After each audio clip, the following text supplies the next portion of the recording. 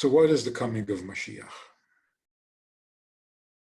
How can we realistically, not on faith, but realistically see the world becoming more like the days of Mashiach? Two things. Number one, being alone with yourself enables you and allows you to see yourself more realistically. There are no distractions, you're not busy, you're not trying to impress anybody, you're not trying to make an impression. You let yourself be yourself and you find out who you really are. So I found out that there are a number of things that I would like to improve in myself. I also found out that I've been thinking about that for a long time.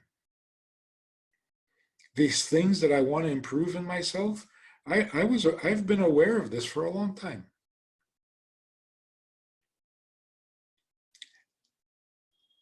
And I was determined to make those changes for a long time now. I think it was like 20 years ago that I decided to make this improvement in myself. I knew I should, I wanted to, and I intended to. And I realize it's been 20 years. 20 years I've been making the same New Year's resolution, and it hasn't happened. Now, traditionally, until really recently, I would blame myself, of course. Everybody would blame me.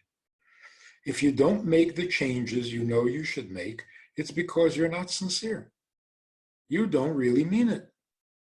Because if you really wanted to, you would make the change.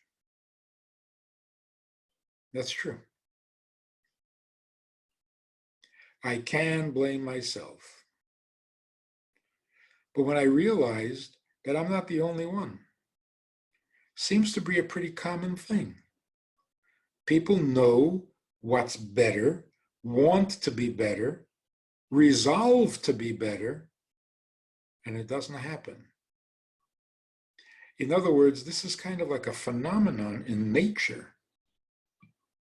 Of course, if we really meant it, if you really put your mind to it, and if you really try hard, you'll make the change. But here's the mystery. I know, I understand, I agree, and I want, and I've committed myself to make that change. Why do I now need to try really hard and be really sincere in order for that change to happen? Why is that? Why is the potential that I'm carrying so far from the factual and the actual that it takes a superhuman effort to bridge that gap? Why isn't it enough for the change to happen if I know it, I want it, and I resolved to do it?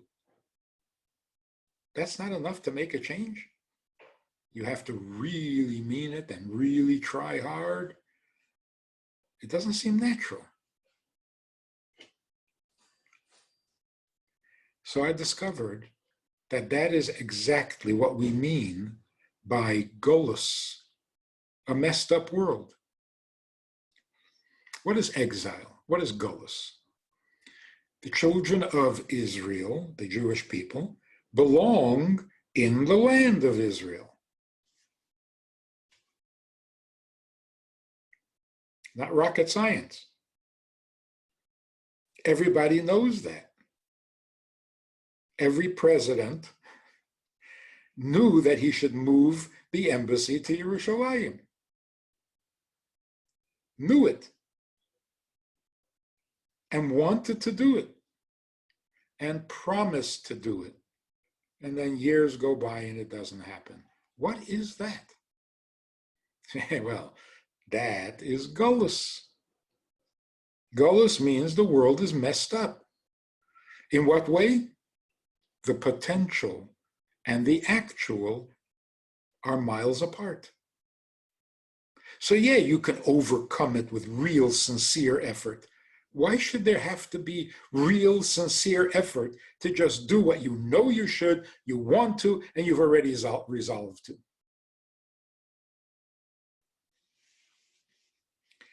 So what's going to happen when Mashiach comes? This cloud that keeps the potential from the actual is going to disappear. Finally. And people will be as good as they intend to be. Would that make the world perfect? Oh, absolutely. Some of the worst people in history intended to be good. Every revolution was with the intention of making the world better. It didn't work out so well, like communism. But everybody thought they were becoming better. So if everyone would become as good as they know they should be, without having to be told, without having to be forced or threatened or even inspired, you know, you want, and you've already resolved to do it. Why do you have to have another step? So when Mashiach comes, that will be unnecessary. People will be as good as they intend to be. Is that a miracle? No, that's just healthy.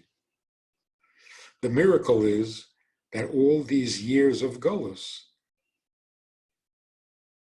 there was this unnatural, supernatural gulf that separated the good intention from the good outcome.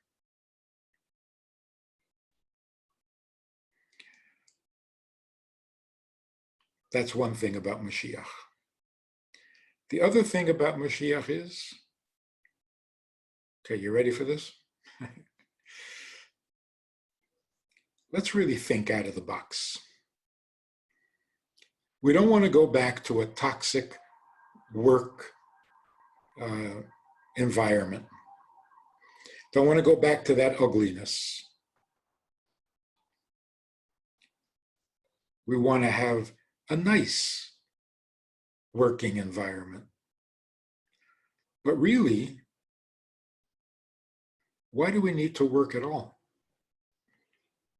Where is it written that in order to support yourself and your family, you have to go to work? That also, now that we think about it, it also seems completely exaggerated. You have to work 6 days a week so that you can have 1 day to live. Something wrong with that equation? So people are starting to think, maybe it should be the other way around. Maybe we should work 1 day and have 6 days to live. Why haven't we tried that? Why haven't we worked at that? Why have we accepted this unnatural, totally unnatural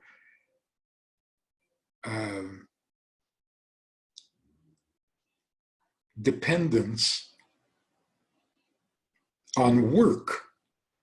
You have to leave your home in order to support your home. You have to spend most of your life away from your family in order to support your family. Doesn't that seem kind of lopsided? Top heavy? When Adam and Eve ate from the tree of knowledge, something changed. Instead of having all their needs met by nature, whatever they needed grew on a tree. After they ate from the wrong tree, God said, you will eat bread by the sweat of your brow. Now all of a sudden, you have to make the wheat grow. How do you do that? Well, first you got to plow the earth. Then you got to sow the seeds. Then you got to reap the harvest. Then you got to grind the wheat, the wheat, make it into flour. Then you got to make a sandwich. It just doesn't pay. By the time you get to your sandwich, you've starved. It's a curse of sorts, right? So why would that remain forever? We're always going to have to go to work. Think out of the box. There must be some way of unleashing the earth's potential so that the earth will give us everything we need. So I remember in the 60s, people were writing books about how we're running out of food. The earth's population is getting to be way too much. There were 5 billion people in the world. We can't feed that many people. We're all going to starve. Stop having children. Zero population growth. What happened?